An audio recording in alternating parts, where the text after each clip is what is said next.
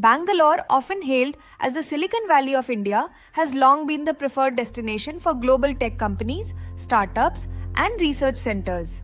Its early success was driven by a combination of a highly skilled workforce, a thriving IT ecosystem, and a cosmopolitan culture that attracted talent from across the country.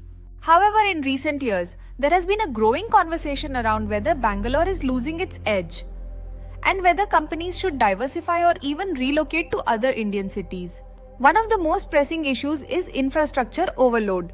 Bangalore's growth has been rapid and largely unplanned, leading to a crumbling urban infrastructure. Traffic congestion has reached critical levels, with daily commutes stretching well beyond reasonable limits, especially in IT corridors like Whitefield, Marathahalli, and Electronic City. Public transport remains underdeveloped, and road conditions are often poor. These problems directly affect employee productivity and quality of life, making it harder for businesses to function efficiently. Another major concern is the rising cost of living and operations. Office rents in Bangalore's tech hubs are among the highest in India. At the same time, salaries have soared due to intense competition for skilled workers, which particularly hurts startups and mid-sized firms.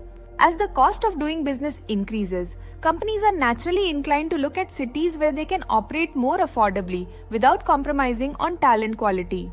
Adding to this is the growing problem of water scarcity. Bangalore is currently facing a severe water crisis, with many residential and commercial areas depending on private water tankers due to depleting groundwater levels. This not only increases operational costs but also raises questions about the long-term sustainability of the city as a business hub. Companies that plan for the next 10-20 years are forced to consider whether such a critical resource challenge can be safely ignored.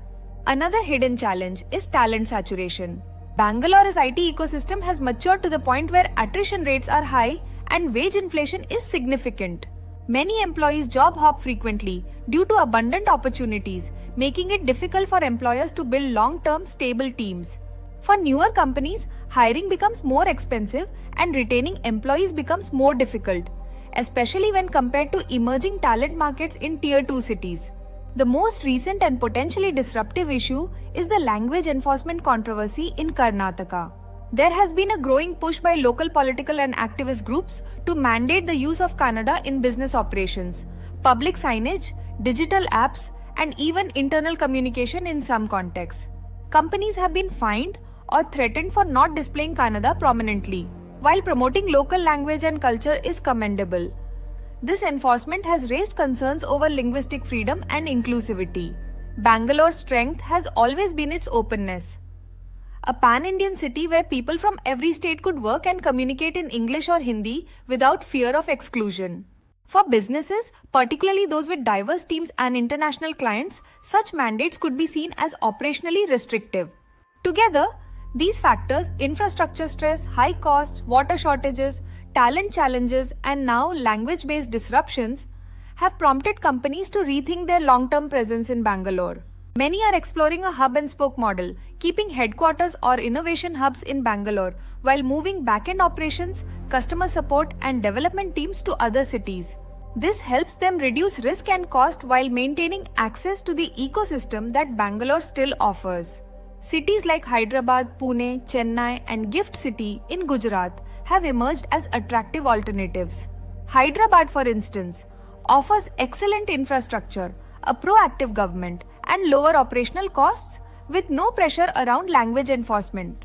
Pune combines a highly educated talent pool with a balanced cost of living. Chennai has a strong industrial and tech base and remains business-friendly despite a strong regional identity. Gift City is a specially planned zone for finance and tech companies, offering tax incentives and modern infrastructure. Tier 2 cities like Kochi, Trivandrum, Bhubaneswar, and Mohali are also gaining traction for their skilled talent, better work-life balance, and government support. In conclusion, it may not be time to abandon Bangalore entirely. The city still offers innovation, global connectivity, and top-tier talent. However, it is certainly time for companies to de-risk and decentralize. Expanding into other cities not only helps reduce operational friction, but also prepares businesses for a more sustainable and inclusive future.